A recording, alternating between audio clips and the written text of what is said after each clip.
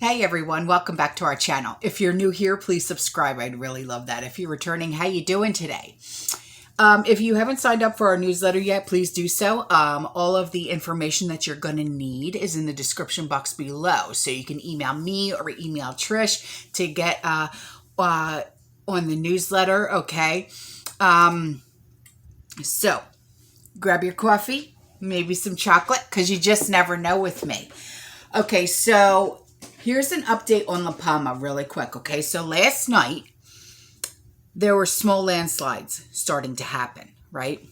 And everybody was like, Radon, you don't know, we don't know what's going to happen, right? Because when landslides start, okay, if the landslides are big enough, that's when the tsunamis can start, right on? Now, then I heard about this, okay? So, you know the links will always be in the description box so you guys can have your references, right on? Now, as of just a little bit ago, something happened with the volcano eruption on La Palma Island in the Canary Islands, okay? At about 3:40 a.m. this morning,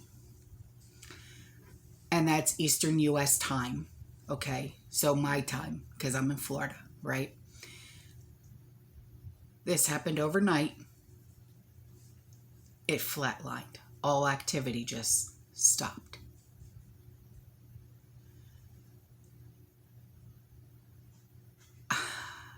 I don't know. So there's graphs here, okay? And let me see if I can. All right. I'm going to hold my phone up to the screen so you can try and see if you can see these graphs. All right. You see the activity over here? Now look at the flat line, okay? How strange is that? All right. So it's kind of like, what? I don't know, can that even happen, right? So looking at the bottom black colored line, it just went totally flat. Now, this sudden and almost inexplicable silencing of an erupting volcano on La Palma seems to coincide almost to the minute with a magnitude 6.0 earthquake that took place very far away on the island of Crete in the Mediterranean Sea. Now, what's interesting about this is that La Palma is on the African tectonic plate. Now, the African plate is slipping under the Aegean Sea, and that's Aegean Sea plate, which is the plate that Herrick Lion, and that's, I know I'm not saying that right, so it's Heraklion in Crete, Greece. It sits on the edge of, okay? Now, no one's an expert here, okay? I'm not an expert, okay? This article who wrote this is not an expert, okay? Only the scientists are experts when it comes to volcanoes, and, you know, you have to be a geologist and stuff like that, right on? So, but it would seem like an eruption could be affected by a decent-sized quake on the other side of the plate, since it's all about pressure release and movement of plates. So, to me, in my opinion, it seems like when the other earthquake happened on the other side of the plate, it made the other volcano like stop dead in its tracks. That's what it seems like happened. I don't know, maybe I'm wrong, but I'm not a geologist. I don't know anything about this kind of stuff. But that's what it seems like it happened. Like this one moved, so this one stopped. I don't know. Now the map below shows La Palma as the origin and Crete as destination for travel, just to give readers an idea of how far away from each other those two places actually are. It's a 9.5 hour air flight. So that's how long it would take you to get from Palma to Crete in Greece. Okay. Yet within seconds of the major earthquake on Crete, and that's Crete, the Palma volcano went almost completely silent. So here's the map. So let me see if I can. Okay, so can you see? That's a 9.5 hour flight. See how far away it is?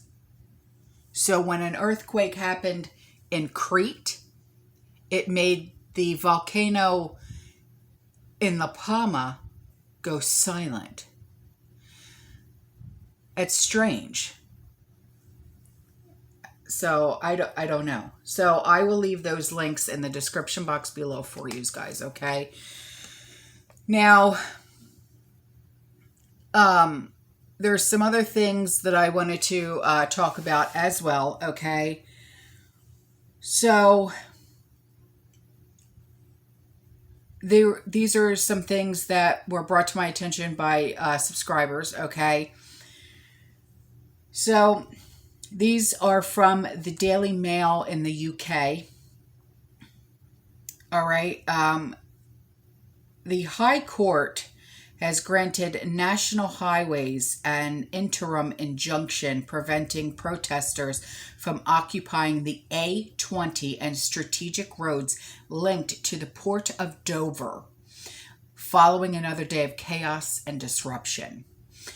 It comes after Kent police arrested 39 people when activists within Slit Britain, an offshoot of climate change group Extinction Rebellion, sat down on roads in and out of the cross-channel ferry port and glued themselves to tankers carrying petrol at about 8:20 a.m. on Friday.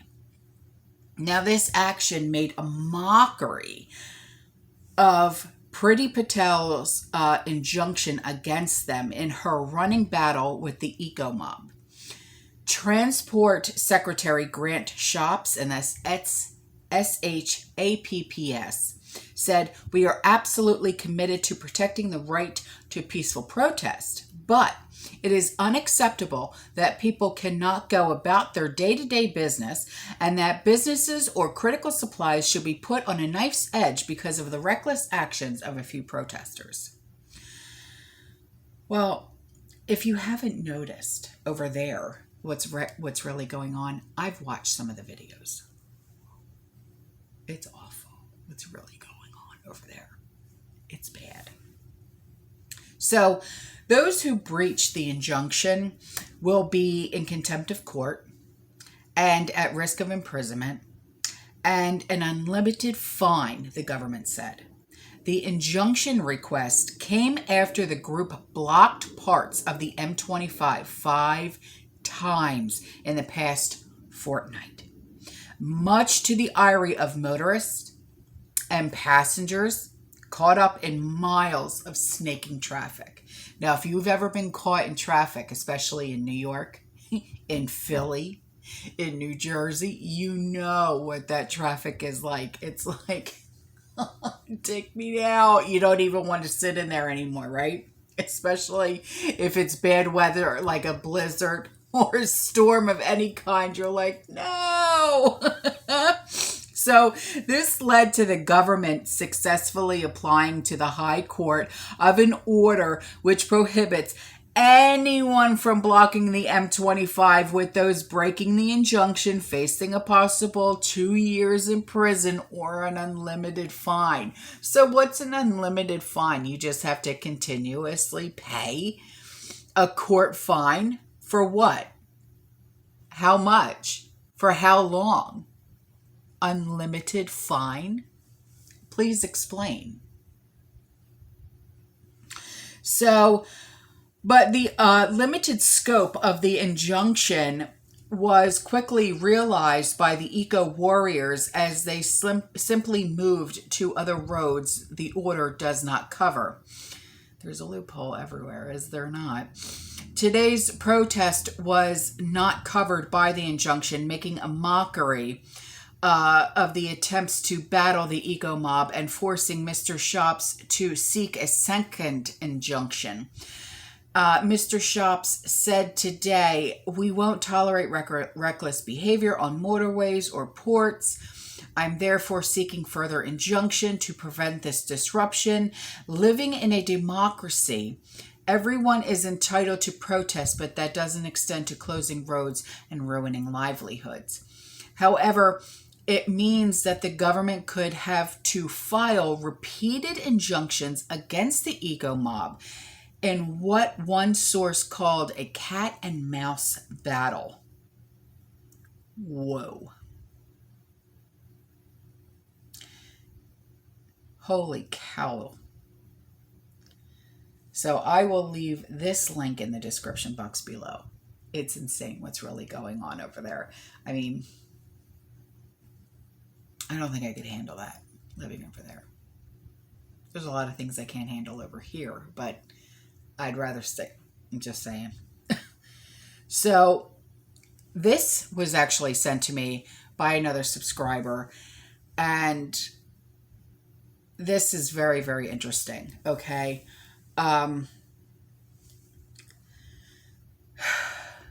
This has to do with Lebanon. I'm trying to get it to load. Hang on. Okay, so I got it to load finally. Okay, so it's guilt-riven Lebanon expats ship aid as crisis bites at home. That's what the title is. So Lebanese expats in the wealthy UAE, many of them riven with guilt, are scrambling to ship essential goods and medicine to family and friends in their crisis-stricken home country. "How can I sit in the comfort of my home and air conditioning and a full fridge knowing that my people, my friends, and family are struggling back home?" asked Jennifer Hosham, and that's Houschaime. "Oh, the guilt is very, very real," said the 33-year-old resident of Dubai, a member of the United Arab Emirates, which is home to tens of thousands of Lebanese. It's guilt, shame, and nostalgia. Lebanon's economy has collapsed under a long-running political class accused of incompetence and corruption.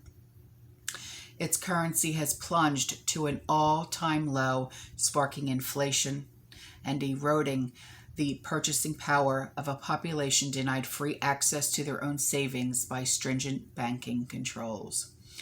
Lebanon is running out of everything from fuel and gas to medicine and bread, and more than 3/4 of its population is now considered to be living under the poverty line. Social media platforms are filled with posts by Lebanese appealing for contacts abroad to send basic goods such as baby formula, diapers, painkillers, coffee, and sanitary napkins. Fill the gap. Aya Mazjoub, and that's Mazzoub, a researcher with Human Rights Watch, said trust in the Lebanese government is at an all-time low. I think we're seeing that with a lot of countries right now.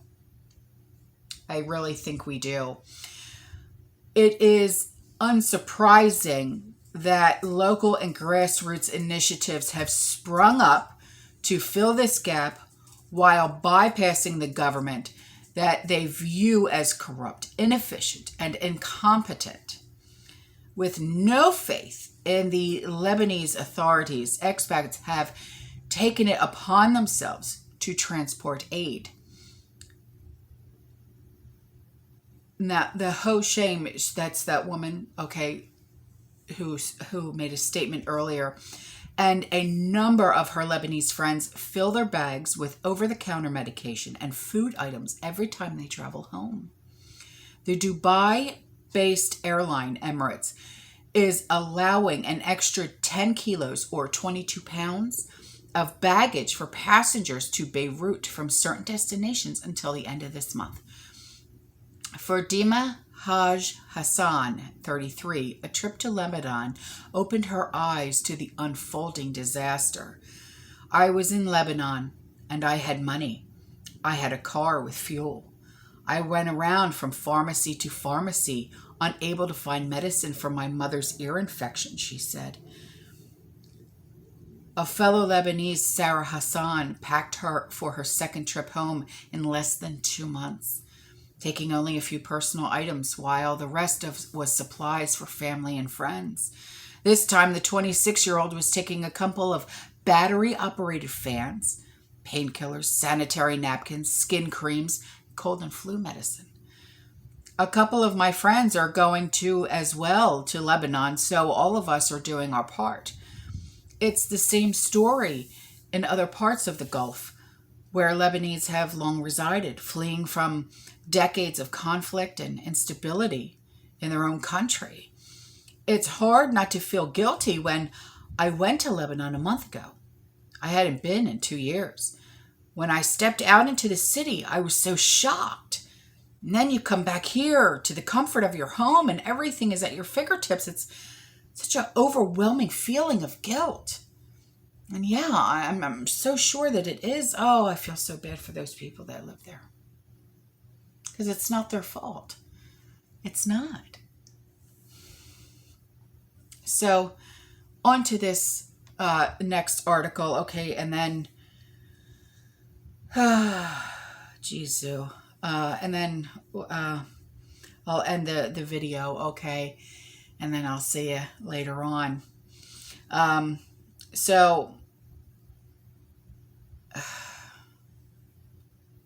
These refugees that we have brought into this country. I hate to keep touching on this, but it seems like more and more things are popping up because of this, okay? So this is Madison, Wisconsin. A federal grand jury in Madison has indicted 2 Afghan refugees at Fort McCoy on unrelated crimes. The charges were announced on Wednesday afternoon by federal prosecutors in the Western District of Wisconsin. According to the indictment, Barula Nouri, 20, assaulted more than 1 minor while at Fort McCoy.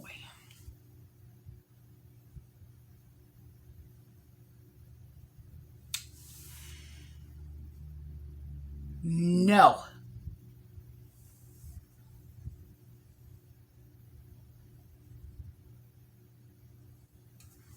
I will leave the link in the description box below. I will not speak on things like that.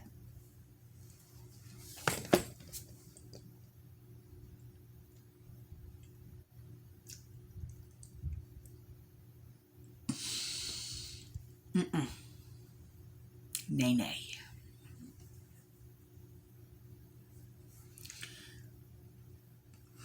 That's nightmarish. Shit.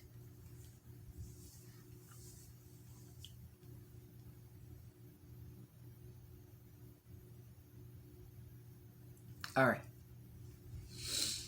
I'm not going there. I'm not going there.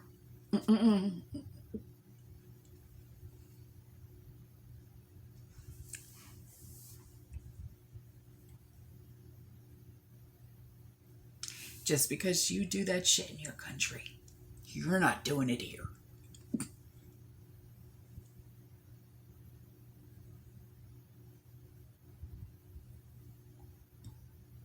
All right. I'm stronger than that.